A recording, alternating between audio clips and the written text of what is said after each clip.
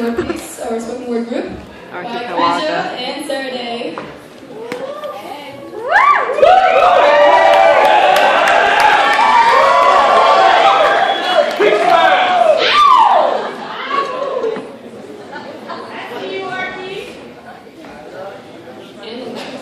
Hello? Oh, there you go.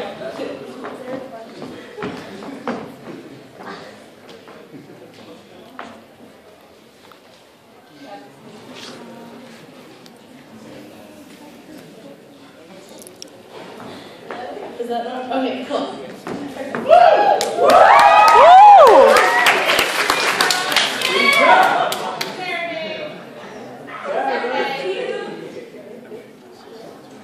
Archipelaga was started in 1995 by 14 Filipino women at Brown University as an opportunity to voice the perspectives of silenced Filipinas and, by extension, all silenced women. Our words celebrate the multiplicity and diversity of the Filipino culture and experience. The Philippines is an archipelago made up of over 7,000 islands with over 70 different dialects. Reflecting these diverse perspectives, Archipelaga is made up of the females of the Filipino Lions at Brown University. Each semester, the members of Archipelaga collaboratively write, edit, and perform new scripts. Today, Archipelaga is Sarah Day, Diane, and Krija Amar. Woo! Go Krija!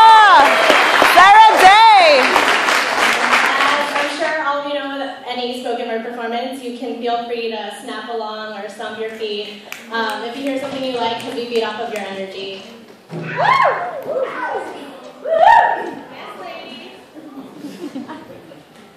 Archipelaga was started in 1995. 1995? Wait, that's 18 years. 18 years of writing spoken word poetry. 18 years of sisterhood. 18 years of history. Her story. I was looking for the perfect story, rummaging through the archives of our free rights, drafts, and scripts. A filing box filled with 18 years worth of snapshots from the lives of past Archie members. Their stories are still frames, frozen in time and space, wholly removed from the context. We're never given the full story, yet somehow it's cohesive. Individual stories diverge, yet somehow intertwine, a web connecting the narratives of 100 different women, brought together by shared experiences. Brought together by Archie, and now it's time for us to tell our experiences. Sometimes I feel like my story isn't my own, like someone else is meant to play this part and I'm just the understudy. I desperately tried to fill his empty baby shoes and be the son they lost. He was the son that sat before he could breathe life into the world and touch the earth with his light. Why was someone so young not given a chance to make his mark? Why don't I feel good enough to take his place and claim it as my birthright?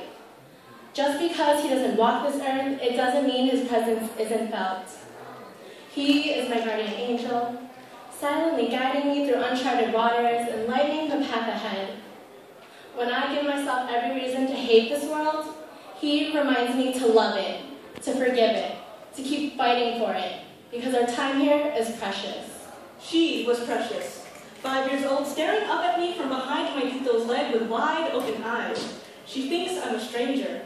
Sammy, don't be shy. Take a picture with your Nina and Krija. She doesn't remember me, doesn't remember the hands that held her at her christening.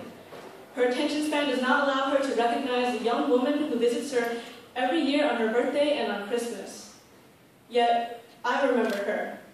I remember hearing her cry as the priest bathed her in holy water. I remember lighting a candle in hopes that it would light her way. I remember holding her for the first time and immediately loving her. And I know, no matter how many times she forgets, I will always love her. She will always love me. But some nights I resented her. My mother would take off in the middle of the night in pursuit of cigarette fumes and shuffling car decks. Blackjack was her Achilles heel.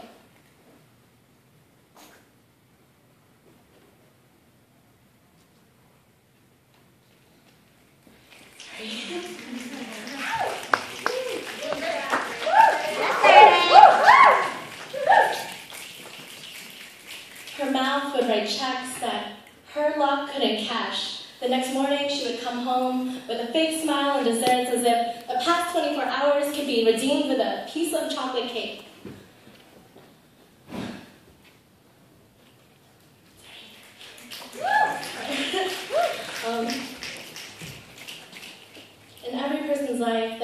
one person you love, one person you loathe, and one person you cannot live without. But sometimes, that one person can be all three. Despite her flaws, my mother is my best friend and biggest fan. Only a mother would work 3 jobs to send her daughter to college. The love of a mother can fix the impossible tears and dry the wettest of tears. I will forever be in debt to her unconditional love, and I will treasure her sacrifices for a lifetime. A lifetime. That's how long it feels like I've known you. Before I met you, I used to think I was perfectly fine with being lonely. As long as I didn't invest in other people, I could never get hurt. True friendship wasn't worth the risk. Yet somehow you wormed your way into my life. You taught me what it felt like to be truly accepted, and what it felt like to truly care about another person. Suddenly, my fears no longer mattered, because the fear of pain could mean nothing compared to how much I wanted to see you smile. You taught me that the love of a friend was more powerful than I could ever imagine, and that is something I will never forget. I will never forget the note that changed my life. I was sitting in the International Olympic Committee when it was handed to me, scrawled haphazardly on notebook paper, but carrying emotional weight, enough to pack a decent punch.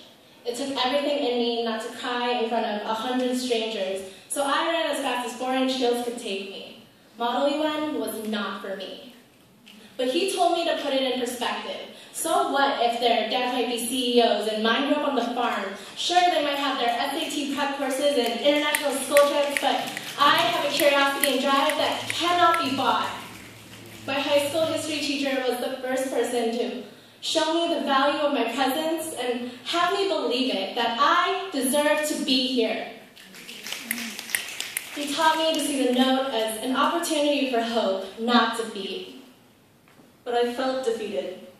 I felt sad, I felt angry, but most of all, I felt wrong. Wrong because I knew my feelings were irrational, yet despite knowing this, I still had to suffer them. It was a chemical imbalance and a lifetime of conditioning that taught me to see this world as hopeless, to see myself as worthless. And despite how so many people telling me that it would get better, I could never believe them. Yet here I stand before you today. I have not been beaten yet. Every day I get out of bed is a day that I prove to myself that I am worth something. And maybe one day I'll convince myself that I can be a strong, independent Filipino woman. A group of Filipino women sit together. Different heights and skin tones, helpless and full-blooded islanders. They sit together in a circle, passing paper right to left, pouring their words and souls out to one another. What brought us here? We come from all across the world. Yet somehow in the circle we are the same, connected by roots that grasp themselves firmly in island soils, histories which follow the movement of our people across oceans, and the struggle to find our place as Filipino women. We are island daughters, grown in foreign land, fighting to be heard. We are sisters, not by blood, but by soul. By sound, voices overlapping, reaffirming, echoing. We are Archipelaga, and together we have a voice. We are not the sole writers of the stories we are living. My story is not just my own, but a combination of the stories of my parents, my friends, and even strangers in passing. It is not some yellow brick road journey paved neatly in front of me, leading to Oz. It's more like the streets of Providence. Unpredictable potholes. And these fucking hills.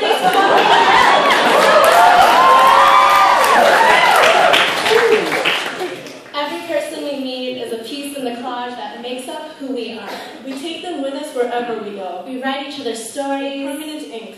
Never forgotten. Always with us. Thank you.